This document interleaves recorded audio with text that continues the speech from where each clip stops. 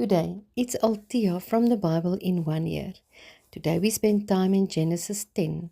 Reconcile all division. Genesis 10 is commonly known as the Table of Nations, a biblical and cultural view that all nations descend from the sons of Noah, Shem, Ham, and Japheth. Some of the men mentioned in chapter 10 were patriarchs and founders of many historical significant cities in the Bible. Some individuals might find it boring to read genealogy chapters like Genesis 10, but with a little more information and background, it becomes very interesting. This chapter has three main parts that describe the process that stretched over a long period of time as family clans migrated to regions. Each section ends with the reference to clans, languages, and nations.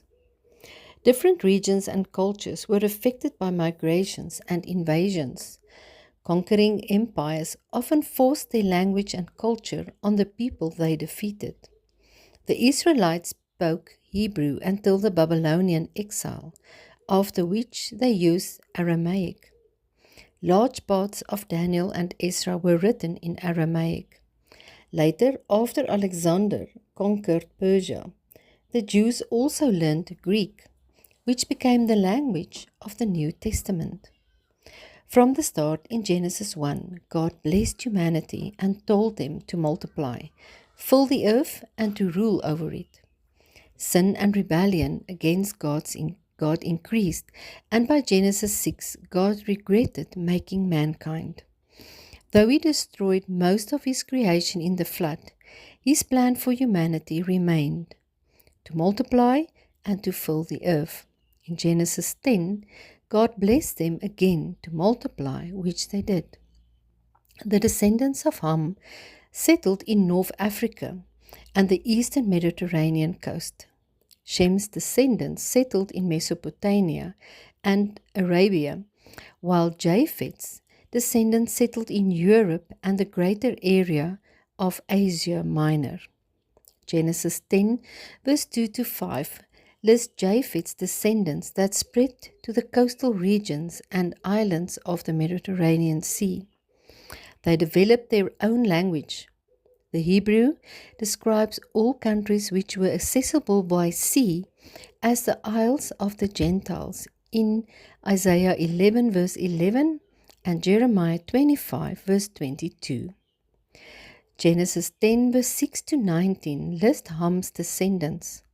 Ham had 4 sons. Meshech descendants became the Philistines who worshipped false gods and often fought the Israelites.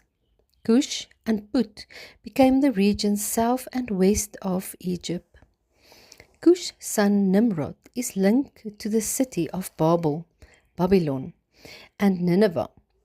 Babel means to confuse and represents humanity's ambition to challenge God. Revelation 17 and 18. Nimrod's aggression went against God's plan for humans to represent him.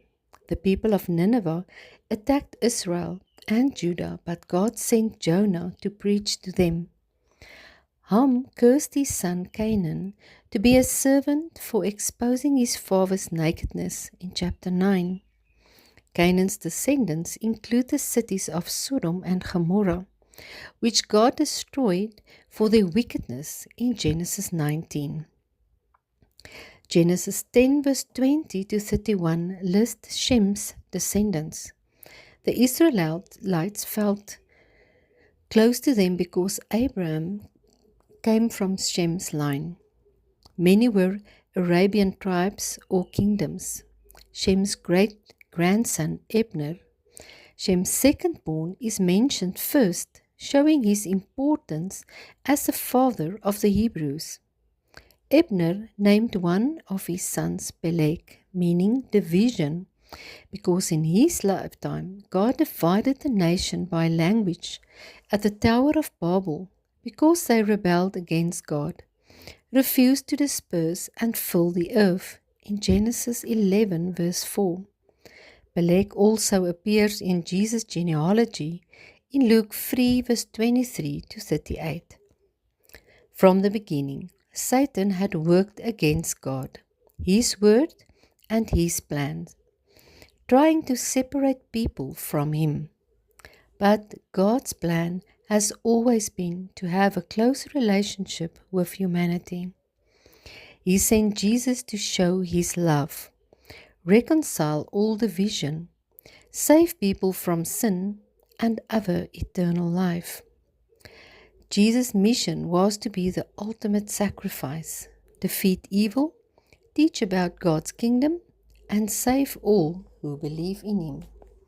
May you be blessed. Goodbye.